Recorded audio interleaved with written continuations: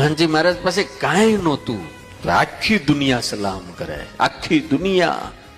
ગમે એવો મોટો શહેનશાહનો શહેનશાહ હોય ને ભી પડે ત્યારે યાદ તો હનુમાનજીને જ કરે.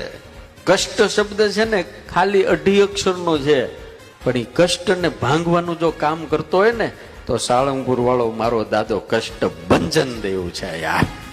सब भक्त